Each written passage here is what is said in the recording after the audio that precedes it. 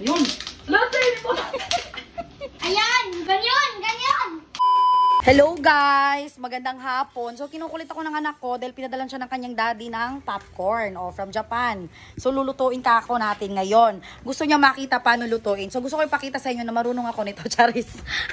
Hindi ako marunong magluto. Gusto ko ng init-init lang, ganun. O, diba? Ang syala. Wala ka nang gagawin. Hindi mo kailangan buksan kasi kapag pumutok yung popcorn, ako baka magsitalbugan lahat. Talbugan! Ang lakas na ng usok. Di ko pa sure kung tama ba itong ginagawa ko. Bulot-bulot na. Bulot-bulot. Bulot-bulot. Sure na ni. Pwede naman siguro hindi gunitan. Naluto ako. Okay na nito Wala ko na yung kaniya. Ako ang kamot. Wala pa na. Wala, may ilan manigay paburot. No.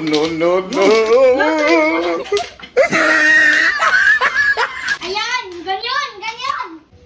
Wala si bangag lagi. Basta matasikan sa ano. Ganun mo, pagod ti. Palungan na. Wala ti. Palungan. Dabangi ko. Dabangi.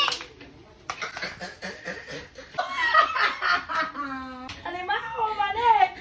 Oh, lagi tuga-tuga. Inito na lang manunta. Ganito na yung look niya, guys. Oh. Let's go! Wala lang dito eh. Hala guys, nasunog na guys. Hala guys, amoy sunog. Kailangan pa ba niya siya butang ano kasi hindi naman siguro no. It was at this moment that he knew. He fucked up. Sa kusina guys, tingnan nyo guys oh. Sunog. Naku naman po.